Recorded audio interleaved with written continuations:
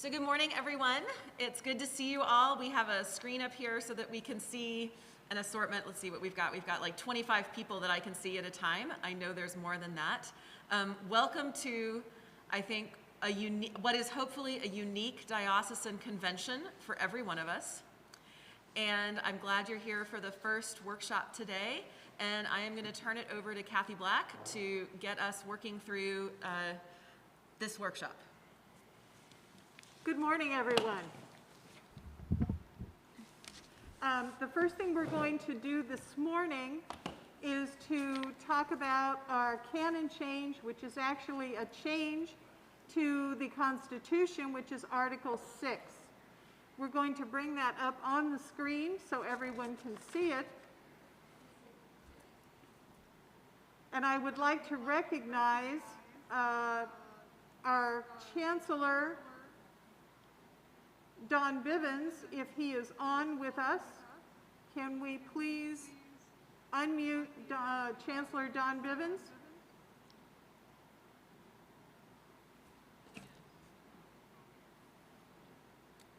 Is he on? Don, are you with us? I think everybody can hear me. Would you like to say anything about Article 6? Yes. This, you will recall from last year, is the second time that we vote on a change to this article.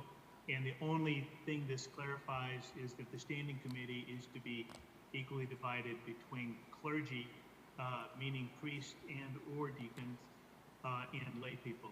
And there was some confusion with the term priestly ministry, and we've eliminated that, and the intention is to vote a second time to approve a clarification, the only meaning of which is half clergy, meaning priests and deacons, and half lay.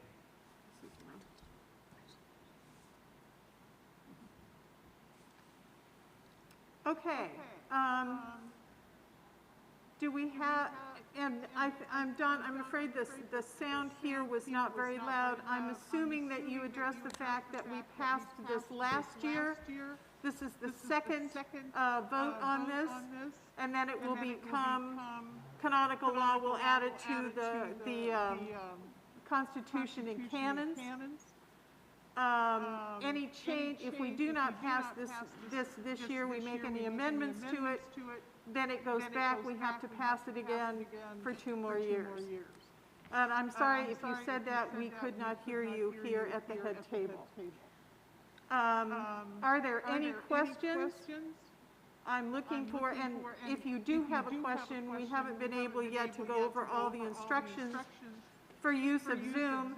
Please raise your hands. I see David Hedges. Can we please unmute David Hedges? Yes, go ahead. Thank you. Thank you. Well, first, I'm hearing my voice echoing back, so I hope that's not a distraction to folks. The canon that is presented on the screen does not show us what the change is, but if you look on page 10 of your AZ Episcopalian, you will see the change marked in red with strike through, which is that at the bottom, where it says actively exercise a regular ministry in the diocese, it used to say exercising a priestly ministry. Yes, thank you, David. So that clarifies that a clergy need not be a priest to be clergy. Thank you. Thank you for that clarification, David.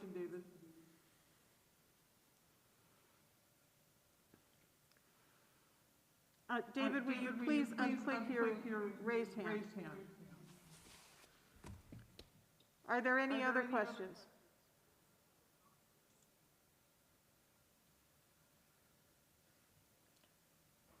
I am not seeing any. Thank you very much, Chancellor Bivens. We will now move on to our resolution. I would like to recognize the Reverend Ben Guerin. And we will put the resolution up on the screen. Can we unmute? He is unmuted. Reverend Guerin? Thank you. And Sorry, Reverend, I'm on the wrong page. And I am also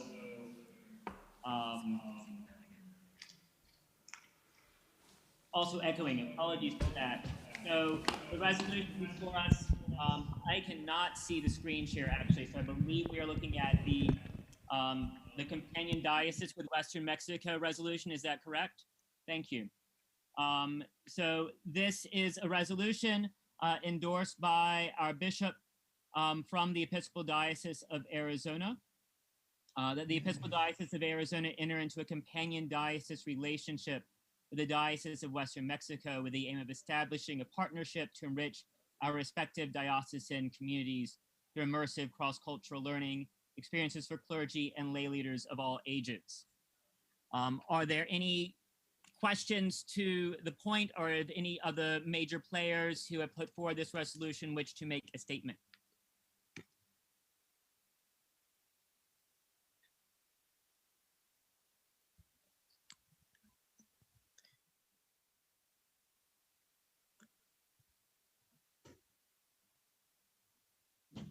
I'd like to make a statement if that is permitted. This is the Reverend David Chavez. Can you hear me? This resolution is, again, the details are provided on page 11, and it is a way to formalize a relationship that I believe will mutually enrich the work that we're already doing along the Nogales, Sonora border and Nogales, Arizona, and it'll expand the opportunities for our respective dioceses to do mission together, ministry together, but also as a way to culturally enrich our communities through pursuing relationships or cross-diocesan parish relationships. And this is part of the work that I've been working on along with other folks as just, again, as a way to enrich our community and this sort of shared geographical space in the Americas that we are a part of in this continent. So Bishop Gomez Osnaya is excited, and as you can see, they passed a resolution during their synodal convention, and we're excited about this piece about moving forward and exploring ways to do ministry together.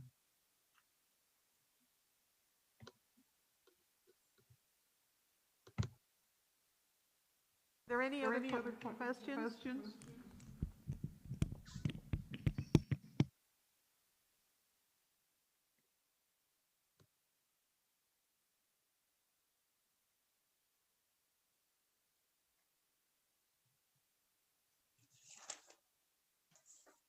Dave Hedges, St. Michael and All Angels in Tucson.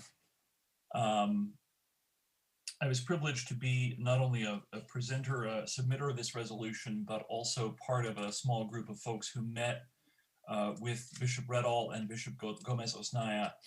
And one of the things that I most appreciated about what we're trying to get going here is that both Arizona and Western Mexico are interested in stepping away from an older model of a diocesan companionship, where the well-to-do Americans have a paternalistic relationship with a diocese in the developing world. We're really interested on both sides of the border in creating a true mutual companionship of neighbors and siblings in Christ, rather than an avuncular or paternalistic kind of relationship. Thank you. Thank you, David. Any other questions?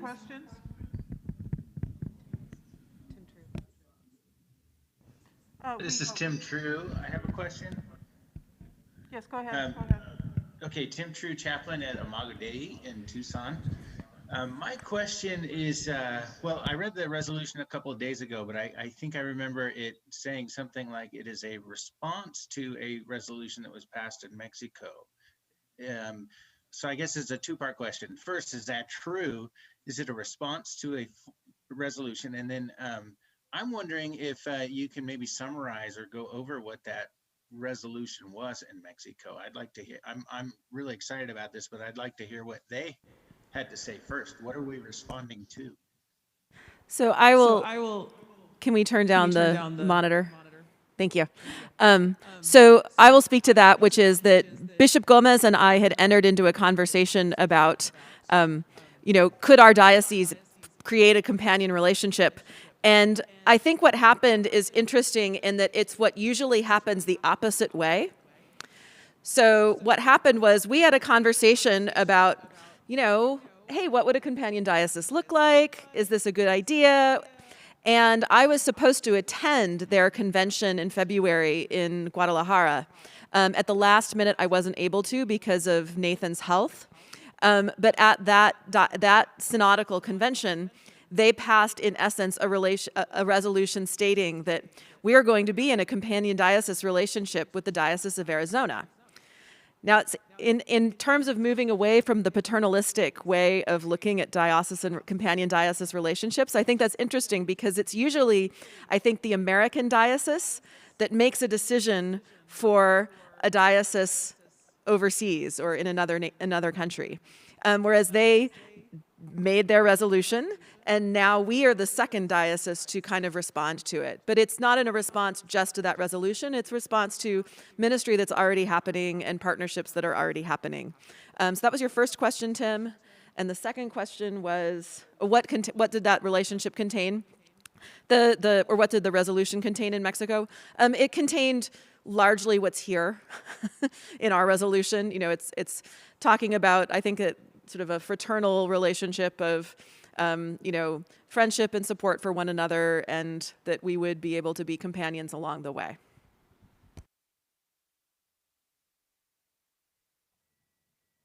Are there any other questions?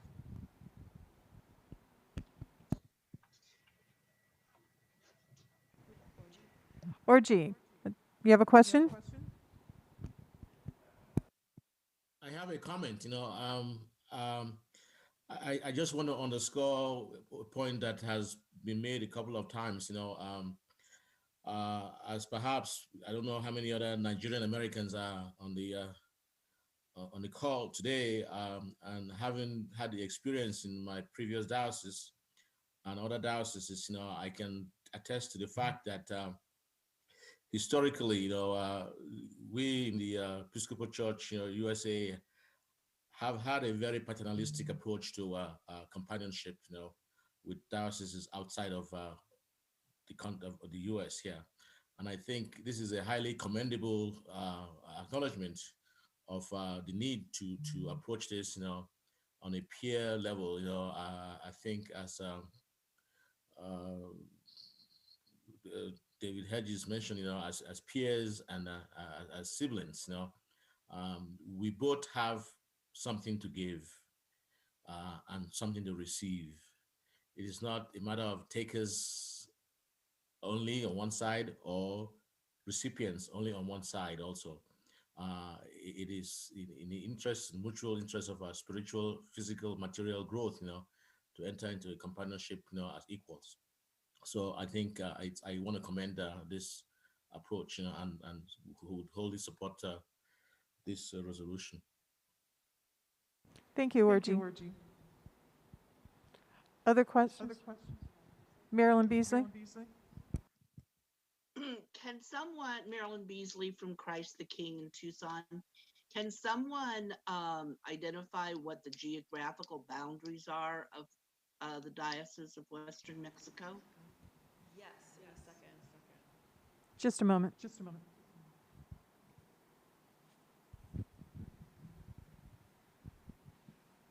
Sorry, I have to find the email with that in it.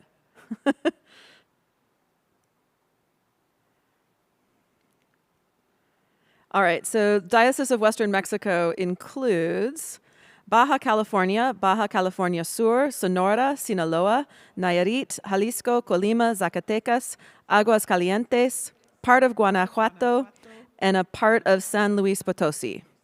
And I will speak to this in my address tomorrow as well, giving some more information.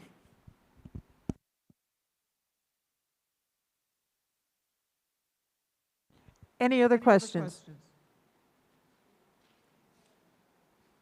And please remember to use your raised hands in the participants. There are so many of you, I can't possibly see if you're raising your hand in your window.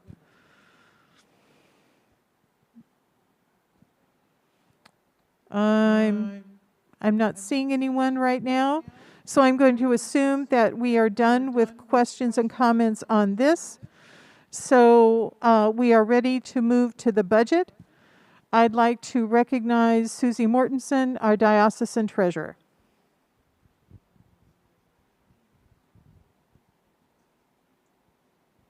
Hi, everybody. Okay, I raised my hand, Kathy. Can you see me? You're good to go. Okay, great. Oh, there we go. There's the Diocese of Western Mexico, I think. Okay. Well, good morning, everybody. Welcome to the virtual review of the 2021 proposed financial statement of mission.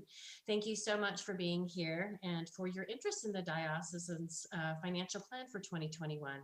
As Kathy said, I am Susie Mortensen. I am the treasurer for the diocese. Bill Potts, raise your hand, wave, is the canon for finance and property. And he's going to be assisting today with any questions that come up if I have to call in reserves here. So I am going to share my screen so you can see the presentation. Yeah. Where is it? There we go. Share screen. And this up, expand it, turn on the slideshow.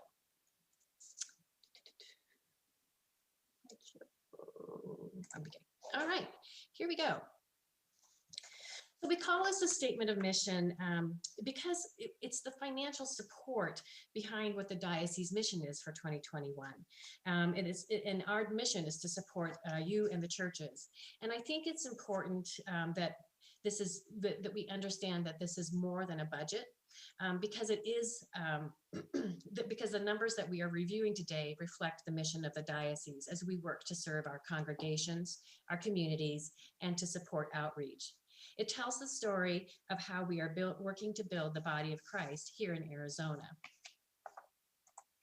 But before we get into the nitty-gritty of the 2021 plan, I want to take just a few minutes to highlight some positive things that the diocesan finance team, along with the bishop, the finance committee, and the standing committee have been able to accomplish this year.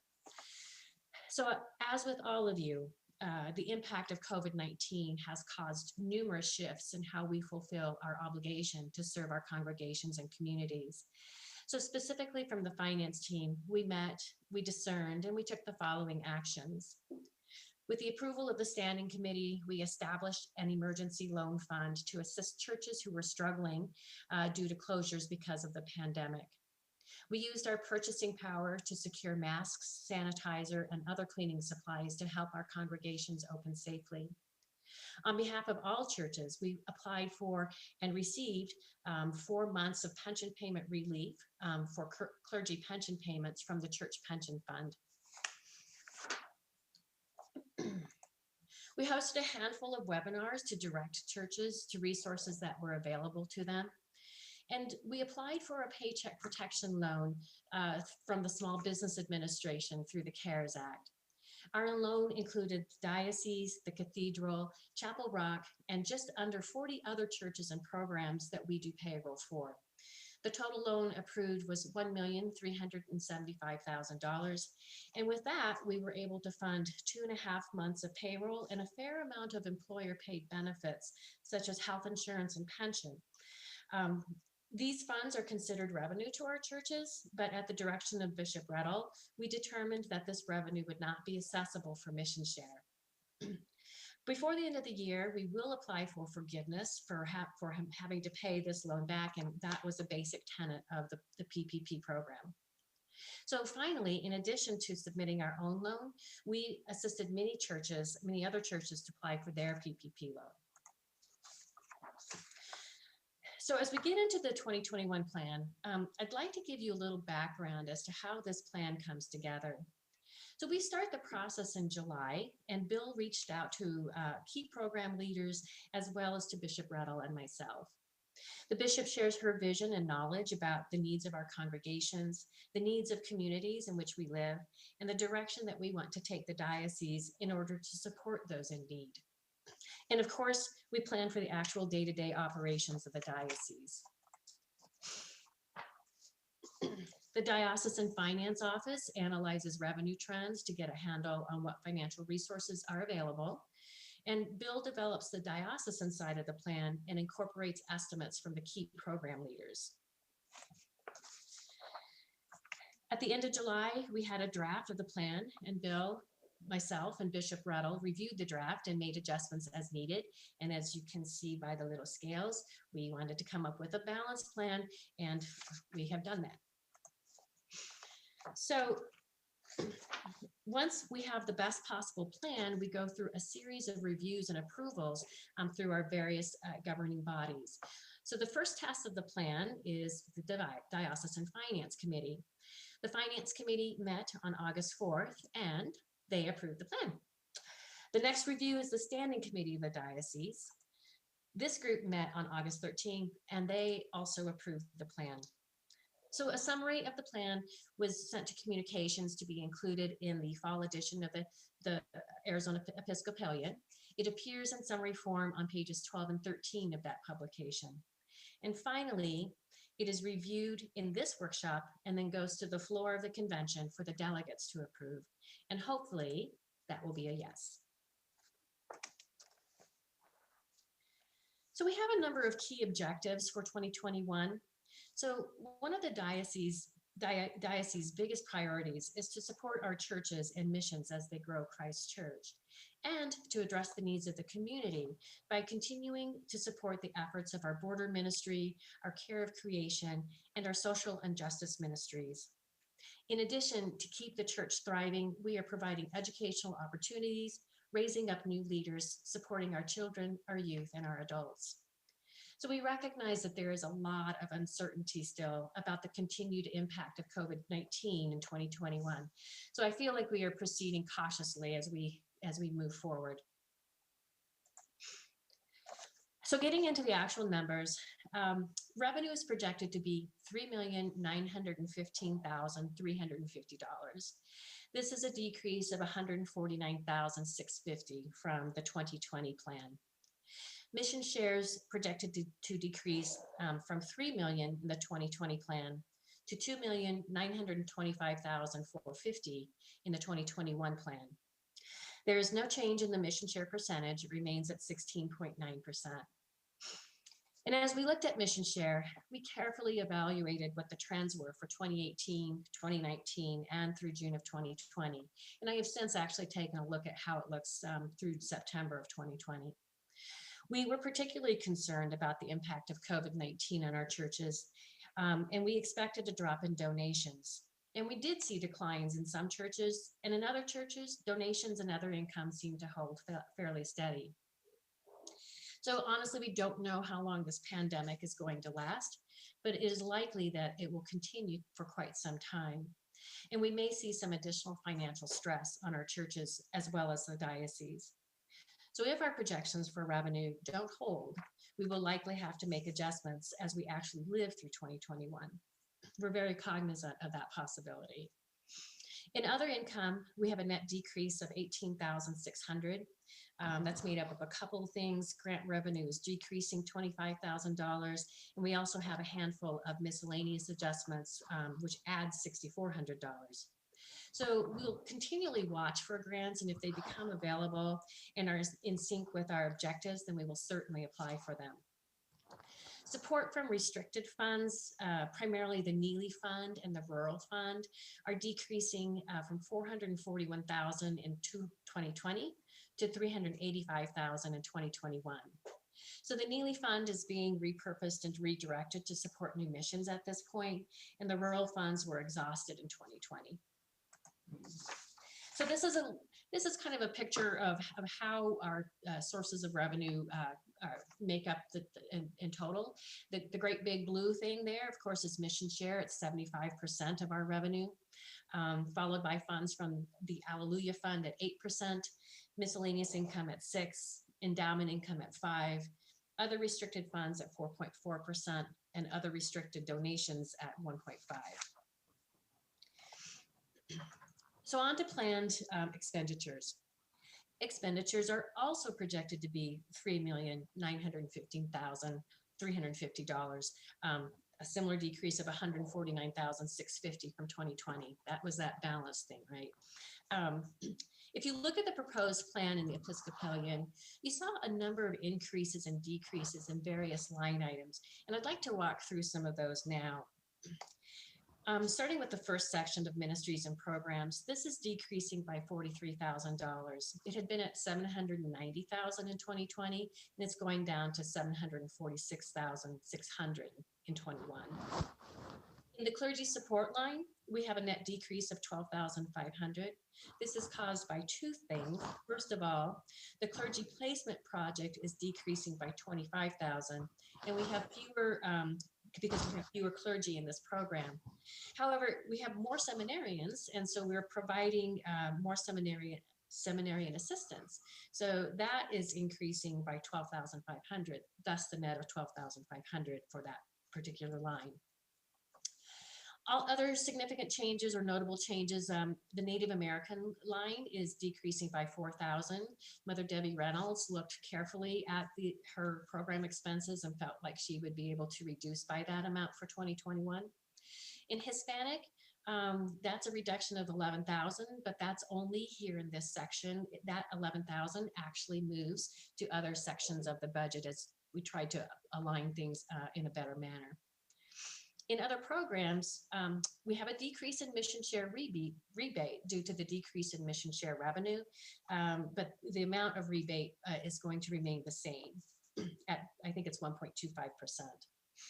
And finally, we had a handful of miscellaneous adjustments for $1,000, which brings us to the total decrease of $43,500. So the next line I'm going to talk about is actually, I'm going to combine the discussion on diocesan clergy and diocesan staff, because that's the only way this one makes sense.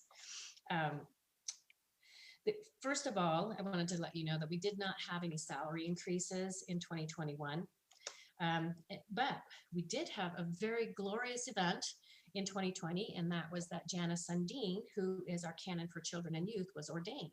So yay. This means that she moved from diocesan canon staff to diocesan clergy staff, and all of her related expenses, so her salary, pension, health insurance, and travel, all moved with her. And this is why you're seeing the big swing between diocesan staff compensation going down and diocesan clergy compensation going up. In reality, the net increase for Jana was $15,150. There's a small increase in recognition of her promotion, and the pension went from 9% at lay pension rate to 18% at clergy rate. So if you kind of jump down to the canon for youth position, Jesse Villegas had been in this position, but he has moved to Prescott to open a business with his family. So Bishop Rettel and Jana reviewed the responsibilities of both positions, the canon for youth and the canon for children, and they determined that it could be mostly handled by one person. However, a chunk of time for both positions is oversight of summer camp. So at Chapel Rock, so we hired a part-time summer camp manager last year. So this ends up being a decrease in the canon of the youth position of $67,300 and an add for the summer camp manager of $24,000.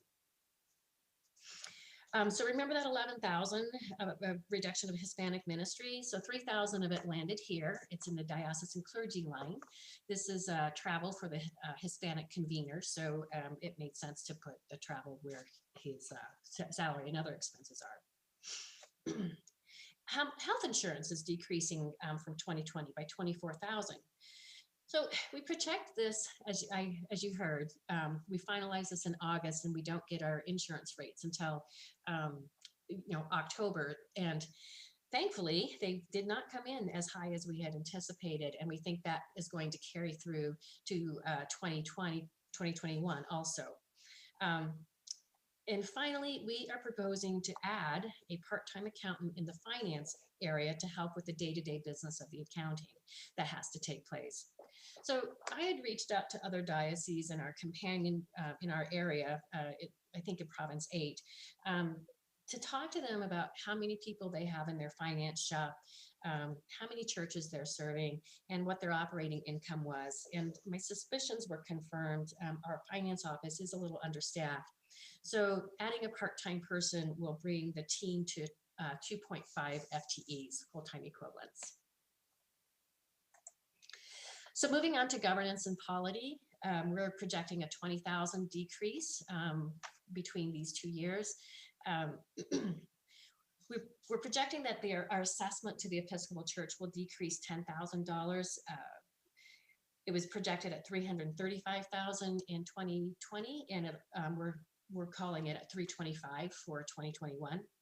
And we also have a decrease in the funding for the Lambeth Conference.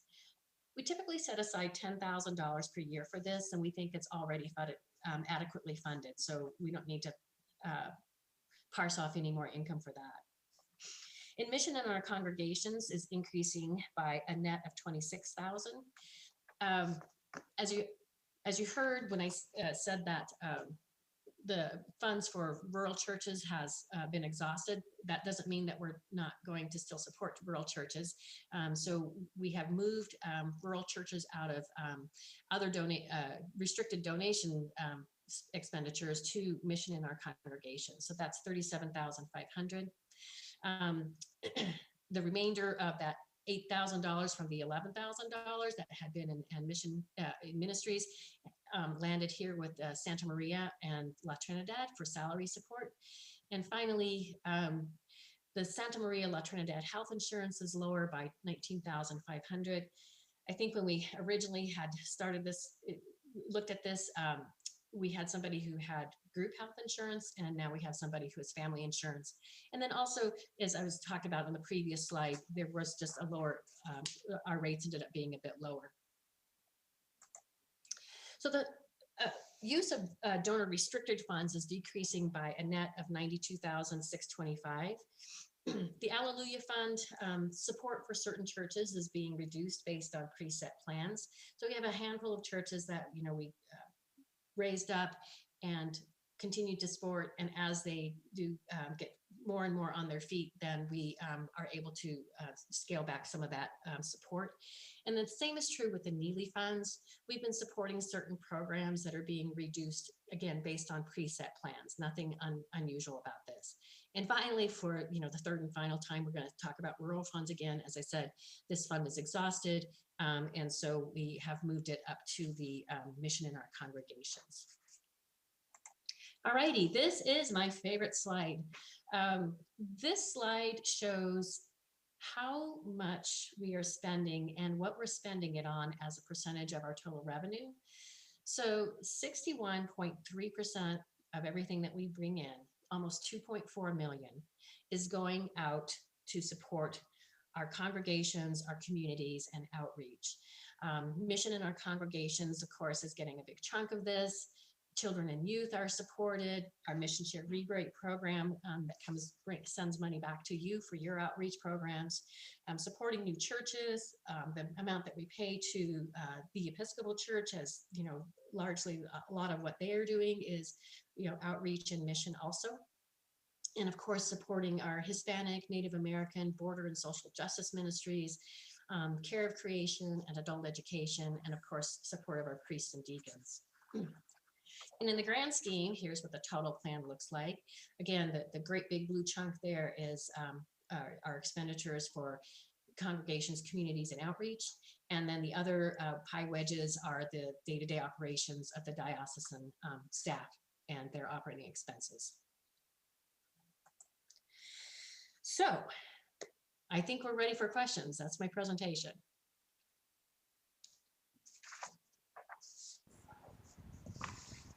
Can we go back to the Zoom screen, please? Please use your participant raise hand so I can see you.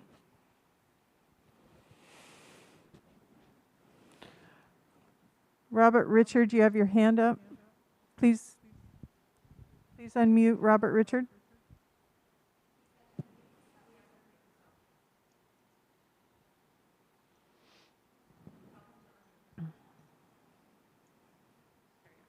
Okay, Robert? Can you hear me? Yes. Okay, good. Yes, Robert Richard, Christ Church of the Ascension in Paradise Valley. There's a decline in revenue and appropriate adjustments for expenses. To what extent do you attribute the decline in revenue to COVID? And what extent does the decline have to do with other factors? That's a good question. And one I don't have an exact answer to. The suspicion is that it's, my suspicion is that it's mostly related to COVID. And I can give the experience of my own church at St. John's. I know as the treasurer of St. John's that our plate donations are down, our special offerings are down. And so all of that, so from our own experience, and I think what we were hearing from other churches, they're seeing some of the same things. So I would venture to say that it's almost entirely related to COVID at this point. Okay. Yeah, that makes sense. Our church has similar experience. Okay. Other questions? Hi,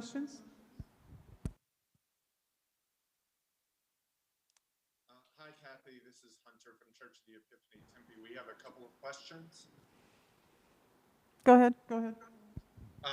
So my first question, Susie, did I hear you correctly that PPP loan proceeds are outside of mission share calculation?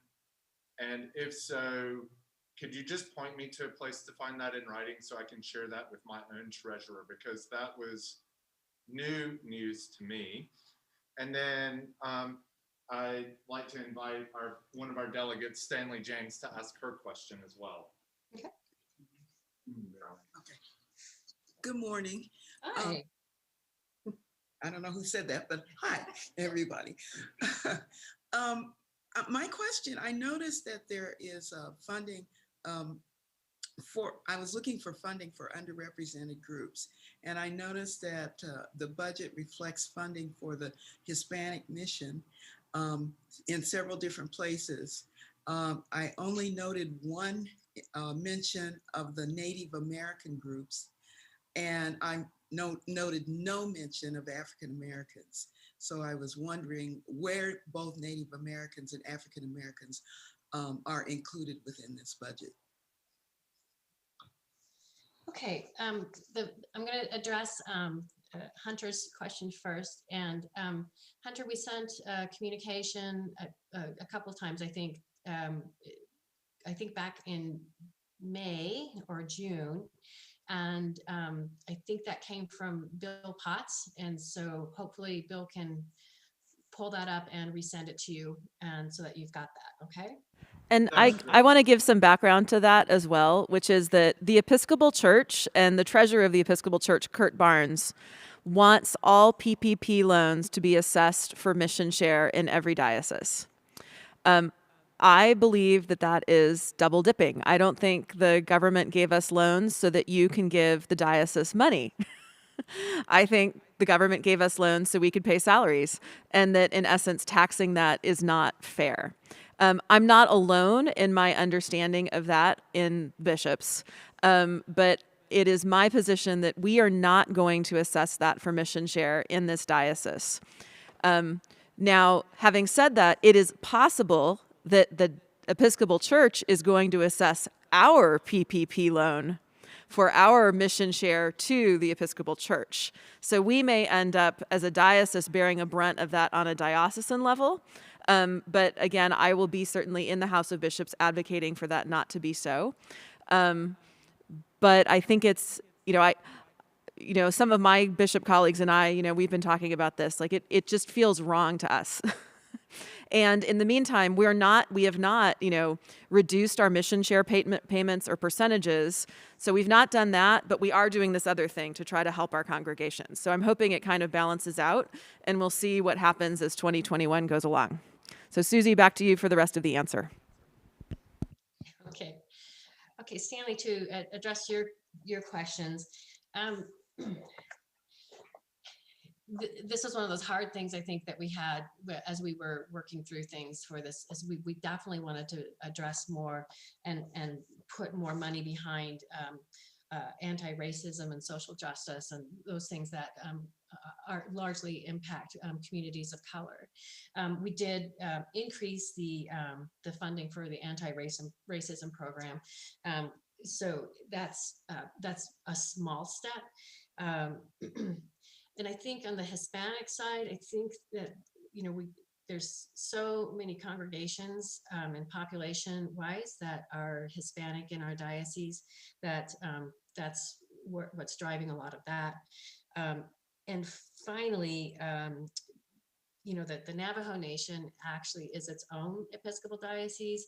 And so we are working with them and recognizing that we have Native Americans that are working to participate in the religious worship of the Episcopal diocese here. So that's kind of where that's coming from. Bishop Ruddle, did you have anything that you would like to add on the social justice items? So Stanley, can we turn down there we go, thanks. Sorry, there's feedback, which you are probably all aware of too, but so Stanley, I hear what you're saying, and I acknowledge that. I would like, as a diocese, for us to have more support for all justice ministries, including support for all people of color. This year's budget wasn't going to have a lot of increases in anything, but we'll see what the future holds and how we redefine ministry and how we reconfigure positions during my time as bishop.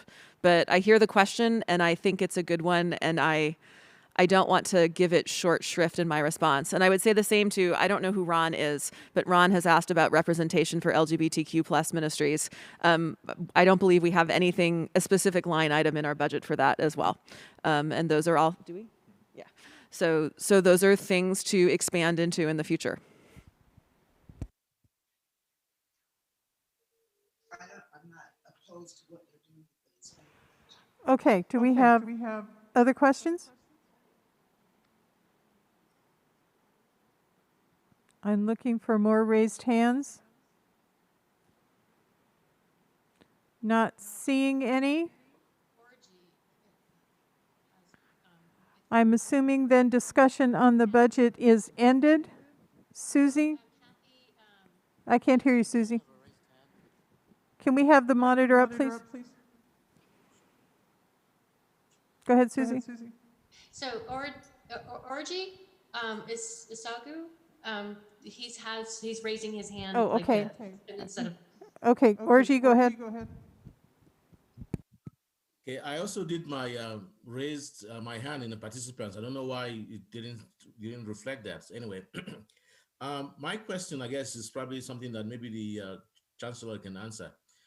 I understand that to the extent that we can repurpose the restricted funds, they are not really indeed restricted. I'm having trouble reconciling, changing the use of a restricted fund. So are you referring to the change in the Neely Fund in particular? Yeah, I think that was one of them, and maybe there was something else that was a restricted fund that was also repurposed. I can't maybe. Well, the only one that was repurposed was the Neely Fund. And the Neely Fund board met and reviewed. It included the primary donor of the Neely Fund, and they met and officially documented that they were ready to do this redirection. That is very helpful. Yeah. Thank you.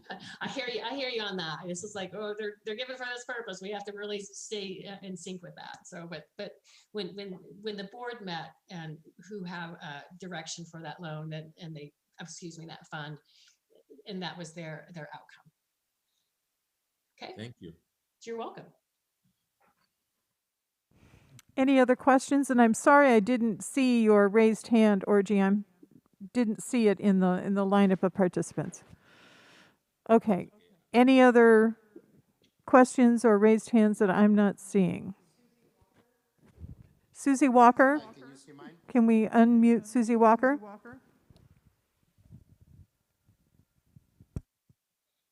And Susie?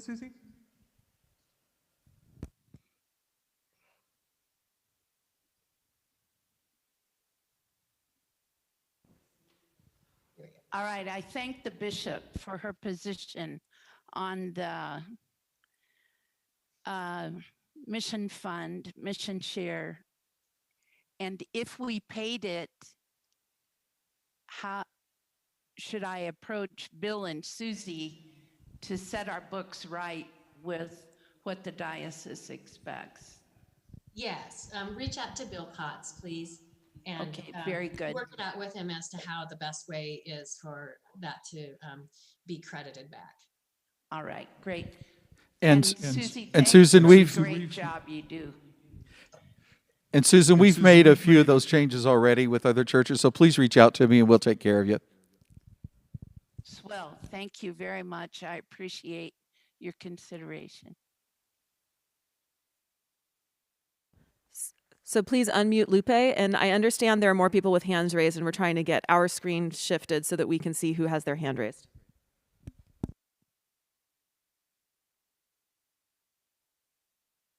Hi, this is Lupe. Hi.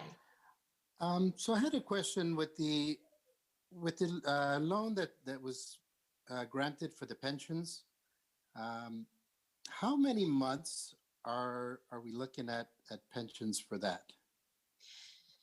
So they originally offered 2 months, and we applied for it and received that certificate. And we just they just put out that they were going to do 2 more months. So, and we've been approved for that also. Thank you. Mm-hmm. I want to clarify the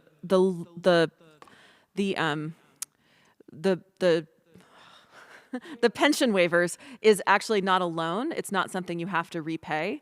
It's a grant, right? And it is just for clergy. And it's just for clergy pensions. It's not for lay pensions.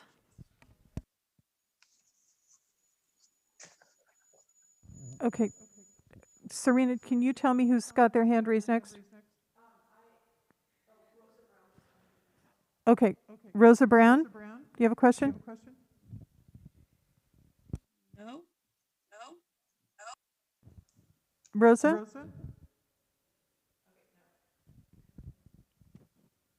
No. Who's next? Okay. So, I am seeing a few things in chat.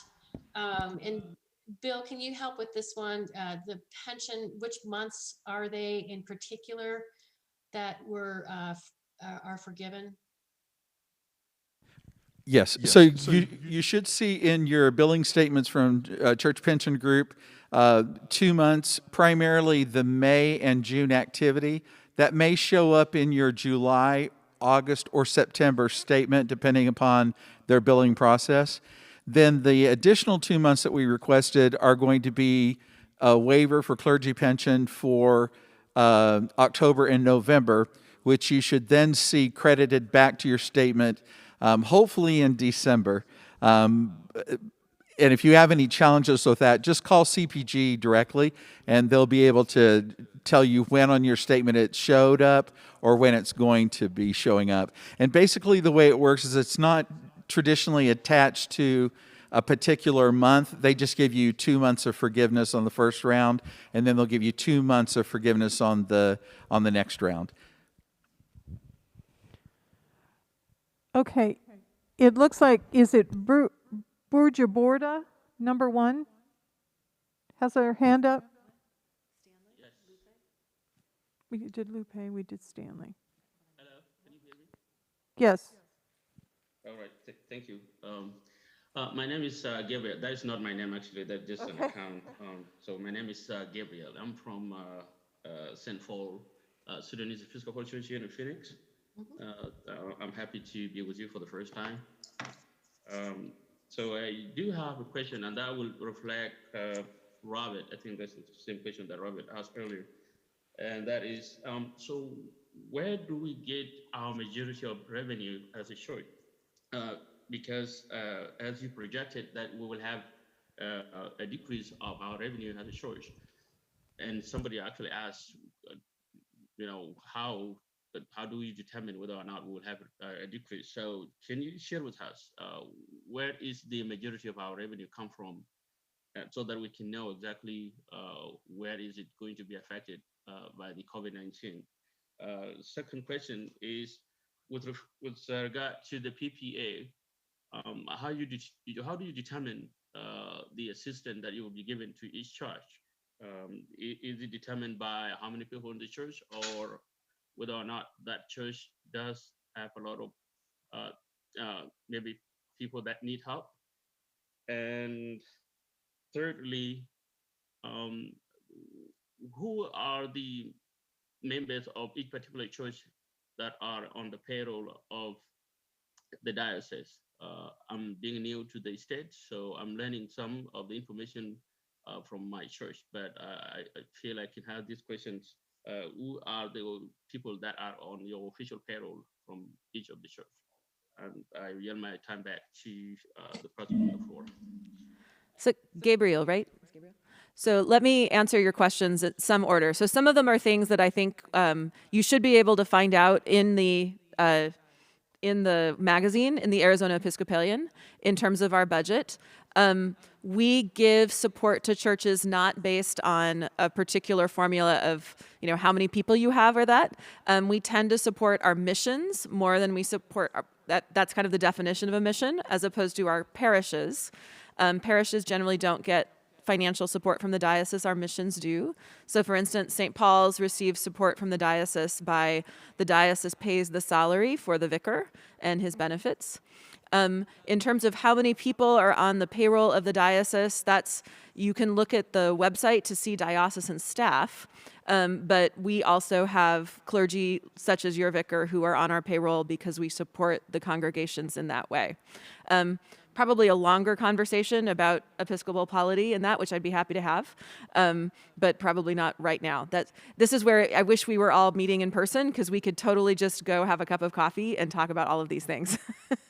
But happy to talk with you and Father Anderia at another time. Why don't we unmute James Rodenheiser? Because we only have a few more minutes.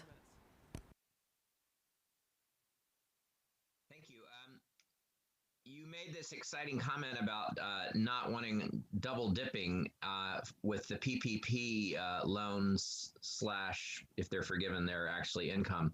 Could you clarify a little bit then, if we have PPP money and it gets forgiven as a loan, should we not count that as income that is assessed to the Diocese of Arizona? I will never stop congregations from increasing their giving to the Diocese of Arizona.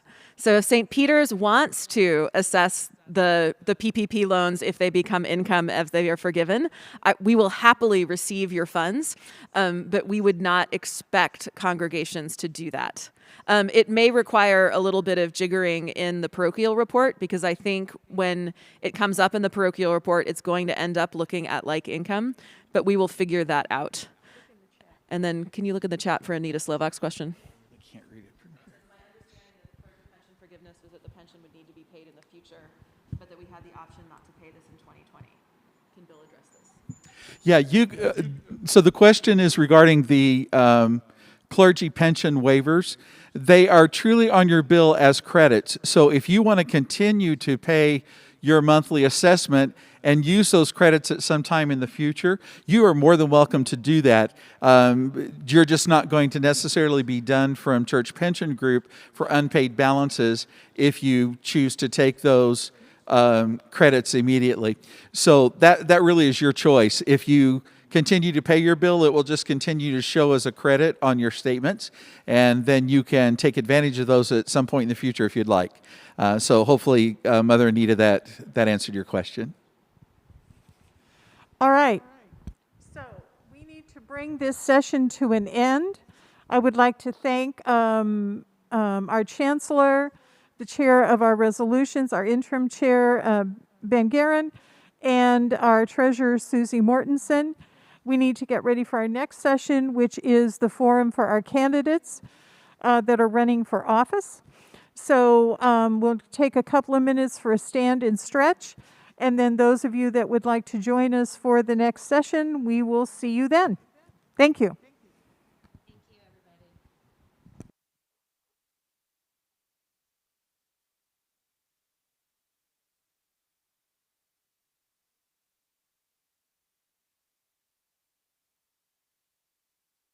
The next session is beginning at what, at 12 o'clock? It's at 11 o'clock. Oh, so now, right, okay. Just a few minutes.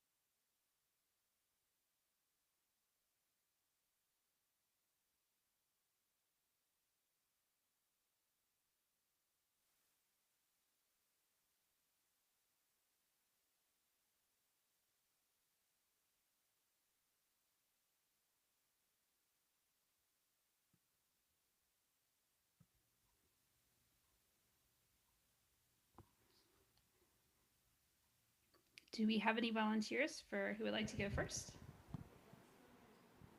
Looks like she's already on. Good morning.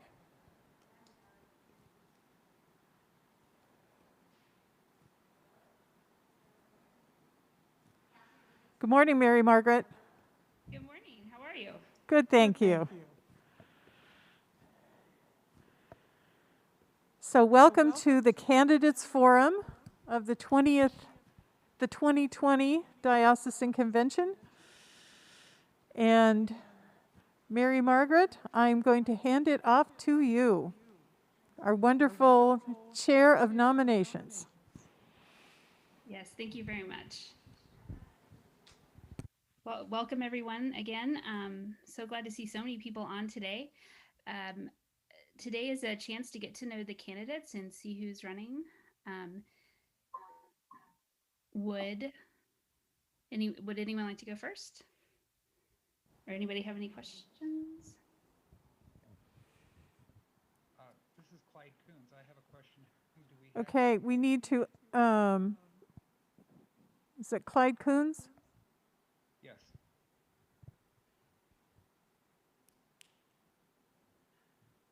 Go ahead, Clyde. Okay.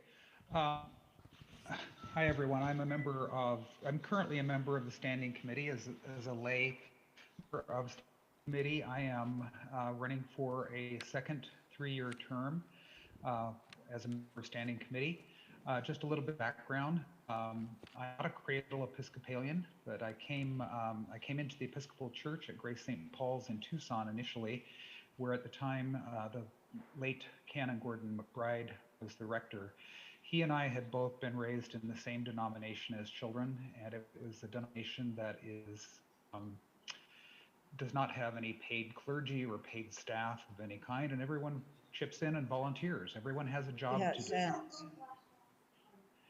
And so I grew up in a church in which everyone is expected to take leadership roles. And he explained to me that he said that's one of the reasons he became a priest, because it was impossible for him to be someone who just sat in the pews and merely observed. I find that to be true for me as well. And as a result, I've gotten very involved in the Episcopal Church in my own parish, which is St. Matthew's in Tucson. I lead the EFM seminar every week. I am also a lay Eucharistic, I'm also a licensed lay homilist, and I deliver the homilies there about once every 6 weeks or so. At the diocesan level, I've also been very involved, currently on standing committee, but I'm also one of the Title IV intake officers for the diocese. I am also the coordinator of the EFM program in the diocese. I like being on standing committee very much because I am involved in church governance and like church governance and like those processes. I have been involved at the national level several years. I was on the Episcopal Church Foundation Board. I'm currently no longer on that board, but serve as an advisor to them for fundraising purposes. And I'm currently on the board of Forward Movement. And I appreciate your consideration for a continued 3-year term on standing committee. Thank you. Thank you so much.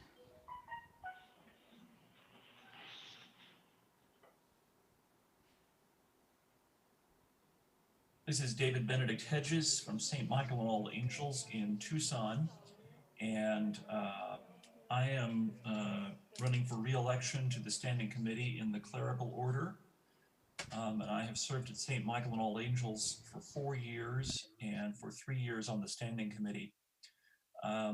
Previously, in another diocese, I was on the Diocesan Council and on the Bishop and Trustees Board of that diocese, which oversaw property and financial matters. I got involved in diocesan governance in that initial previous diocese because in the early years of my ordained ministry, I was well supported, and because I was really not only sort of ordained and thrown into ministry, but given lots of support And I always wanted to show my gratitude by giving back to the diocesan community through service in the governance world.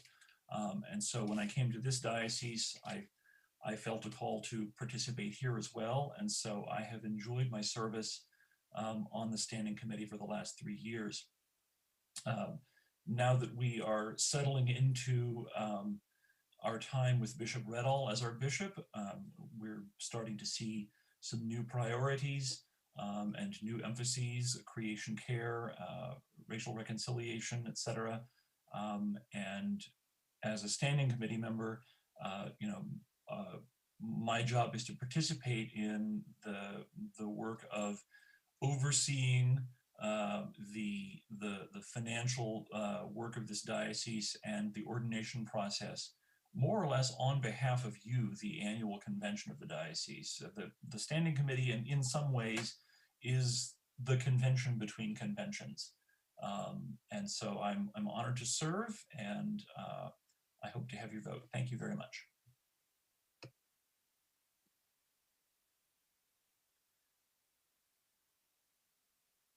Thank you. Excuse me, just a moment. Kim Kreka has a question. Can we unmute her? Go ahead, Kim. Yes, thank you, Kathy. I was wondering if we could go on ahead and identify a person that I intended to nominate from the floor for the standing committee clergy position. We will do those at the end. At the end? Okay, thank you very much.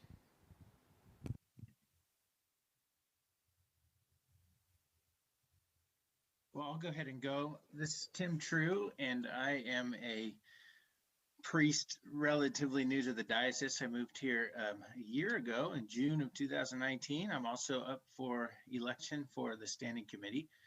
And I came from the Diocese of San Diego, where I spent several years. And before that, I was ordained in the Diocese of West Texas. So my whole career so far has been along border dioceses. Kind of neat that way. But I came out to Tucson to be the chaplain of Omanga Middle School.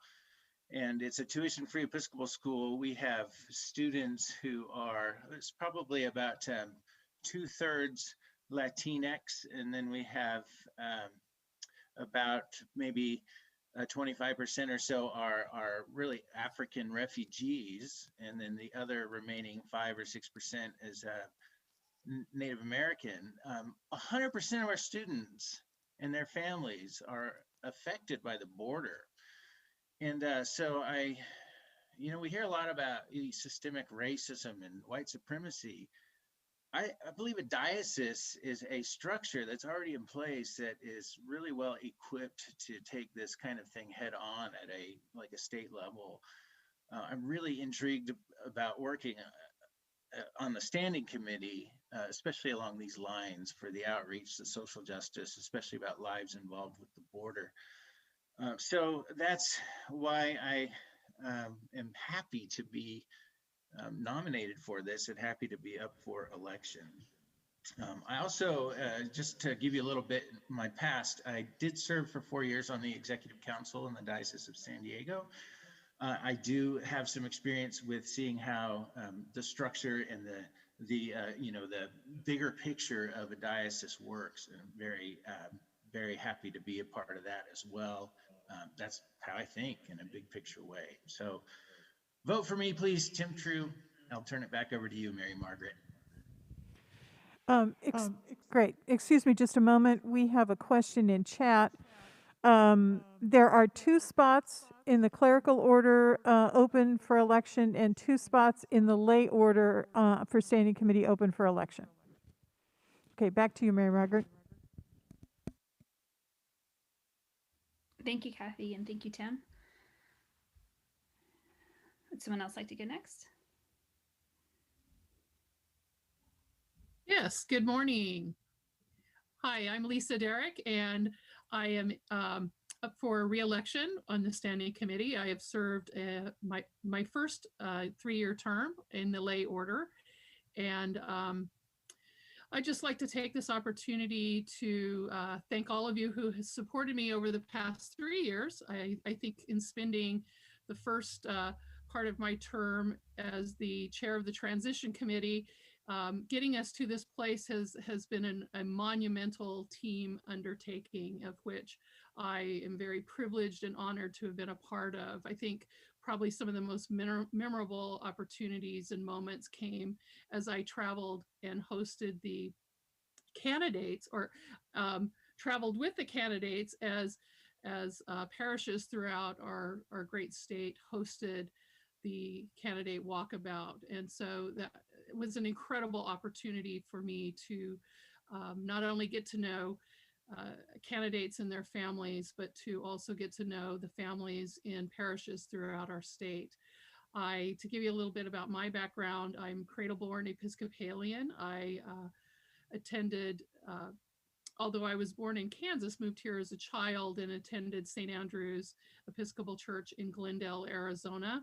As a student at NAU, I attended services at Epiphany up there, and then have been at the Cathedral in Phoenix, Arizona for over 30 years. I currently serve there Dean Mendez's senior warden. And I think for me, being a part of standing committee gave me the opportunity to really give back to a diocese that did a lot for me in very formative years of my life. Father Gus at St. Andrew's in Glendale really embraced this single mother with children, me of which being the oldest, and really took us in at a time when our family really needed some additional assistance as a young family living here in a new state. And the Episcopal Church really, here in Arizona, really spoke to me, and has been a beacon in my life throughout again my formative years, and this gives me that opportunity to go back and to give back. And how do I give back? Like Clyde, I really am into the governance aspect at this stage in life, as being somebody that's retired from government work. I have the opportunity to share some of my insight and my skills and some of my spiritual gifts that have been given to me by God to be able to help with organizational governance. So not only sitting on standing committee, I also have served on Abrazo Healthcare Systems Board of Trustees. I've currently sitting on a career development center here in the Phoenix area, working in developing construction and manufacturing industry jobs for chronically unemployed and underemployed individuals. I have also served and was for 16 years as a board president and board member for a national infant mortality and maternal health nonprofit organization out of Washington, D.C. I also represent Bishop Redall in the Arizona Faith Network currently, where I chair the Theological Dialogue Committee, as well as sit on the Financial Sustainability Committee and the Social Justice Committee. So I really I really offered that opportunity to work in the area of governance. I find it extremely rewarding in being able to help develop and inform the policies and the practices of an organization that moves it into greatness, and ultimately, in our case, being able to do the work of the church. So that's a little bit about me. And if I am so blessed to be elected, I look forward to serving each and every one of you in the next term in standing committee. Thank you.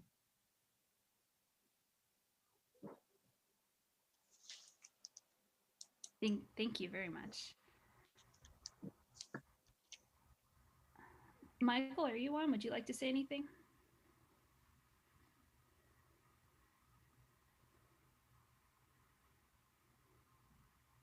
Can we unmute Michael Seiler, please?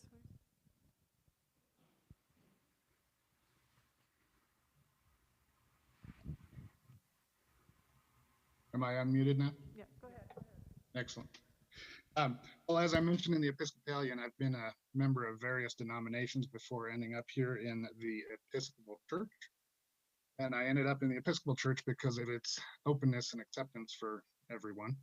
I also did mention in the Episcopalian that there were a few issues that were of particular concern to me right now. And I know that the church and various ministries around the diocese are doing an exceptional job with those issues. I just hope to be involved in the further conversations the diocese will be having on these issues.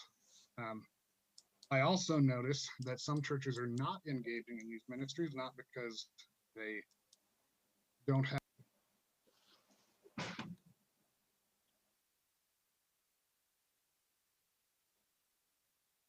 I think I got muted. Did you not like what I was saying? I don't know what happened. Go ahead. Oh, Am I still muted? I don't know what happened. Oh, you're gone again. Uh-oh. Go ahead. Oh, All right. Well, anyway, as I mentioned, Go ahead. I hope to be involved in some of these conversations that the diocese is having about these issues that they're working on. But I also see some churches are not engaging in these ministries, and it's not because they don't have the resources or the time or the volunteers, but I see that some of the churches feel that these issues are motivated by partisan politics and therefore are not stepping forward. So I hope to be a part of the diocesan discussion regarding this issue as well. As to my credentials, I'm currently serving on the Foundation for Episcopal Campus Ministries, as well as the Ministry Board for the University of Arizona Campus Ministry. Ran my own business for a few years, served on various church boards and various denominations, as well as some nonprofit boards. And so I understand the importance of coordinating spiritual and business concerns. I think that my experience in these areas will probably be of benefit to the standing committee, and I hope you'll vote for me.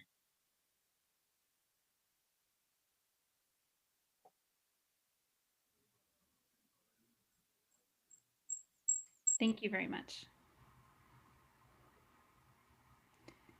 Kathy, are we ready to accept nominations, or should we discuss the other board? Do we have any members from the disciplinary board with us? Yes, I'm here. Doug Cole. Okay. Hi. The disciplinary board is kind of behind the standing committee, and I'm the last candidate listed in the Episcopalian. So I'm the only one that's listed for the lay order of the disciplinary board. I am currently the senior warden at St. Stephen's in Phoenix, and I see our new priest in charge, Dan Tanamonico, is joining us here today. Hi, Father Dan. The bishop asked if I would put my name forward, and I was very honored to put my name forward for the disciplinary board that handles the Title IV issues for the diocese.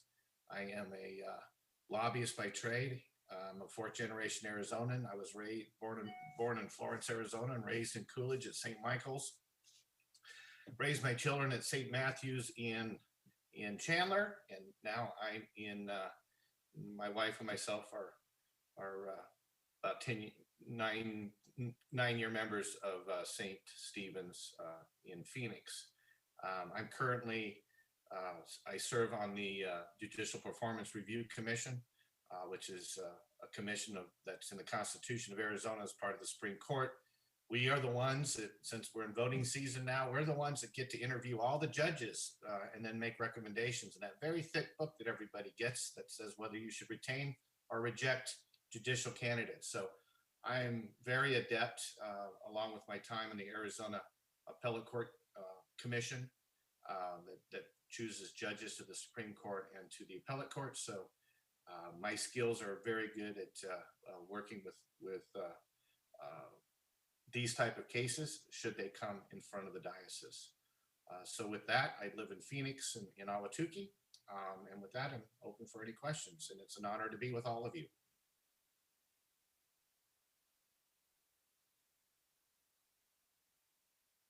Hi, this is Taylor, Taylor Devine. I'll go ahead and introduce myself. I am on the slate for the clerical order for the disciplinary board, and I'm grateful to be considered for this important work. I've been in the diocese for a little over 3 years. Prior to that, I served as a layperson and through seminary in several different churches in the DC metro and rural Virginia area. I think this work is so important and so challenging, and I recognize that my credential list is not very long at this point, so I'd be leaning on the wisdom of the group and on the kind of research that we can do together. But I feel really drawn to this work, as challenging as it is, for a few reasons. One of them is just how important and tender it is. I'll share just a brief story. I don't think it will be triggering. I'll keep it pretty simple. But in my middle school years, we joined the Episcopal Church, and I did all the things that a middle schooler would do. I volunteered in the nursery. I was an acolyte, all of that. And even as like a 12-year-old, I took Safeguarding God's Children. That was an expectation for our service at that time. And I remember thinking, even at that age, wow, this church really does care about sin and prevention and care of one another. And then within a few years, our rector was actually pretty quickly removed for a Title IV violation involving an adult. And so within a few years, I saw kind of, wow, this church has just figured it out. This is awesome. I can trust this place. And then also the other side of it and the resolution thereof. As someone who wanted to keep going to that church and wanted to continue to be involved, but whose folks were not really interested, I took myself to church for a number of years. And this has just been an important part of wrestling with calling and with how we care for one another and how we honor the trust that is given in leadership positions. So to me, it's just, I think what was kind of missing in the experience of all of that was an open conversation with the congregation to follow, because I was wondering even as a child, well, what does all of this mean? And I felt a little bit left to figure it out on my own. And so I think entering into any of these conversations, if we are called to have them over the coming 3 years, I bring a sensitivity to the different facets of how damaging this kind of stuff can be, but also a real sense of commitment and hope to the church being a place of healing as well. I have the great fortune in my current work to work with people of all ages and from all walks of life as the curate for outreach at St. Philip's in the Hills, and with young adults in particular as a program director for our Episcopal Service Corps program. So that's my current stuff that keeps me busy. I'm also a hiker and like to live in this beautiful healing place of Tucson. So if anyone has any questions, let me know.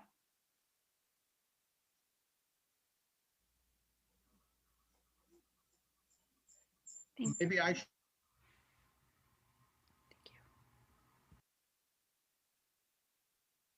Can we unmute Gary Nicolosi, please? Yes. Can you hear me? Yes? Yes, we can hear you. Oh, good. Thank you.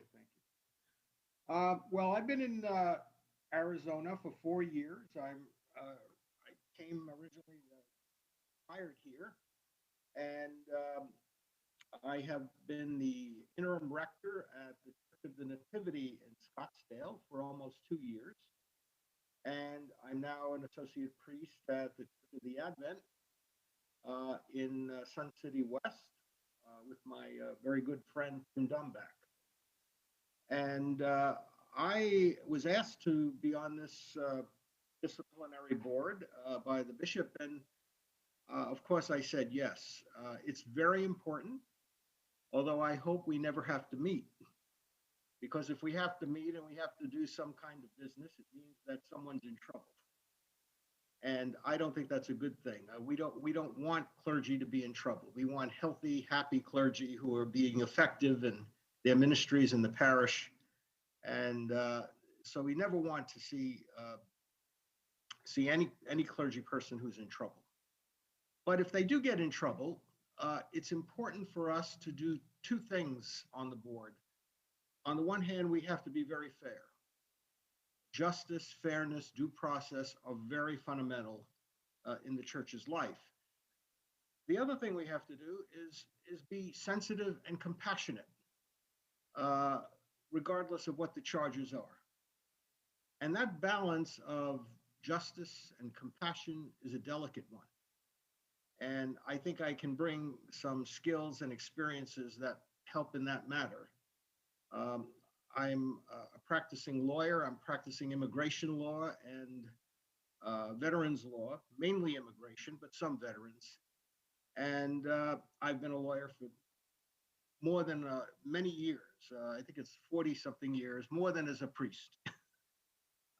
And so I bring a legal background, but I also bring obviously a pastoral background, caring, compassion, sensitivity. And I have seen clergy who have gone through something of this process, and not exactly as in Arizona, and it's always broken my heart because we really don't want it to happen. And I hope I can bring some humanity to this process, compassion, and we can resolve the issue rightly with discernment and propriety and a sense of justice. So that's what I would bring to it. Hope that helps.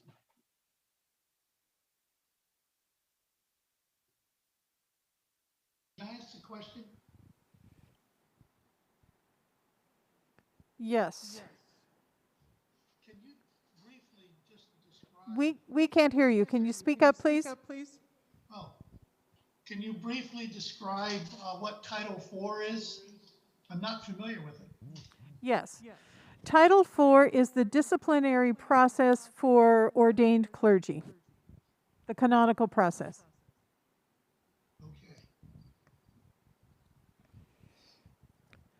Okay.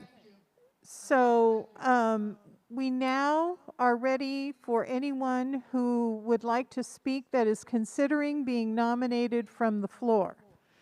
Now, you cannot be nominated at this forum. You have to be nominated tomorrow during the election process. Our chair of nominations, Mary Margaret Sprinkle, who has been on this, hosting this, will be conducting the elections process tomorrow, and she will be calling for nominations from the floor. So that would be when someone can officially nominate you. But if you are considering being nominated from the floor, we can give you an opportunity to speak today for a couple of minutes. So if there is anyone who wishes to do that today, this is your opportunity. So I will turn it back over to Mary Margaret.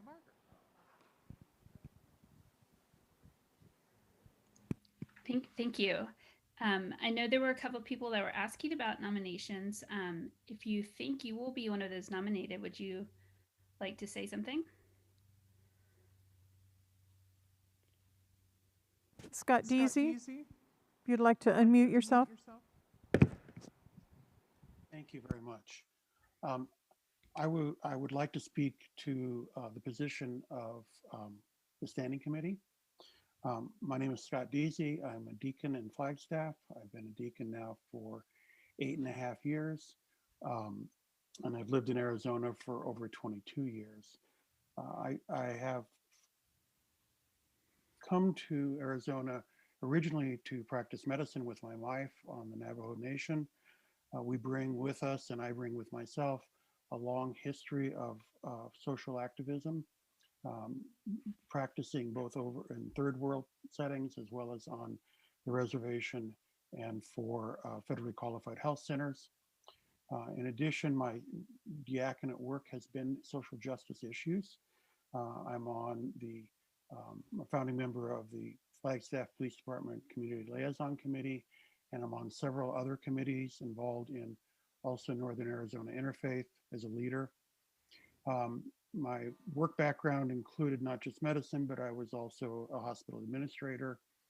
And so I bring skills both in terms of financial as well as organizational skills to the position. I would be very honored to serve on the standing committee. It does, as part of my diocesan work, I have been on the Bishop Search Committee as well as on the Anti-Racism Committee. And so I feel like position on the standing committee would allow me to continue to do those things that I feel have been called to as part of my diaconal work. And I appreciate your consideration. Thank you. Okay, so Scott would be running for standing committee in the clerical order if he were nominated tomorrow. Thank you, Scott.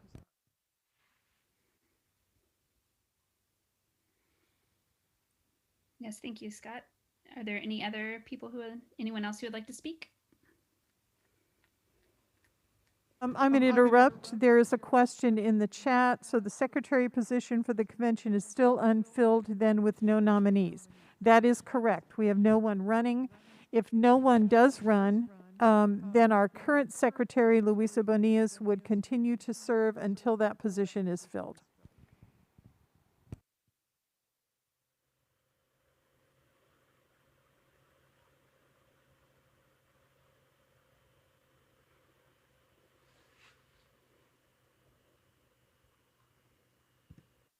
I have a follow-up question. Can you hear me? Yes. Yes. Please identify yourself. I'm Len Salvatore. I'm an alternate from St. Matt's in Chandler. And when you say Title IV, to me, Title IV would indicate a federal law. Does this have anything to do with federal law?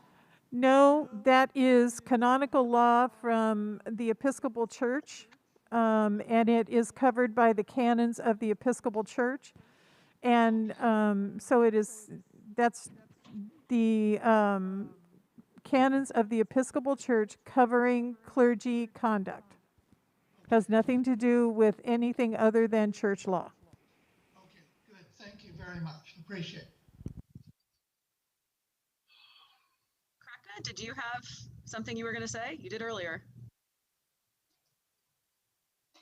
Oh, no, my question was about people who would be nominated from the floor, and Scott did have an opportunity to speak, so I'm good. Thank you.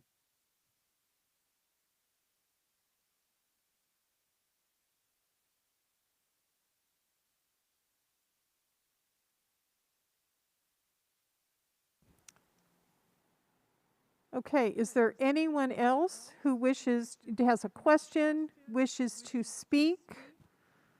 We don't want to miss anybody. Do we see any other hands raised? Nope. Mary Margaret, is there anything else? No, ma'am, I cannot think of anything. We've heard from all the candidates. Okay.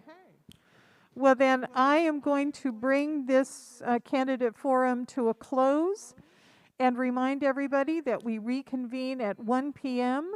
with the convention program session, and we will see everybody back at that time. Thank you very much for logging in, and we will see you at 1 p.m. Thank you so much. Bye till then.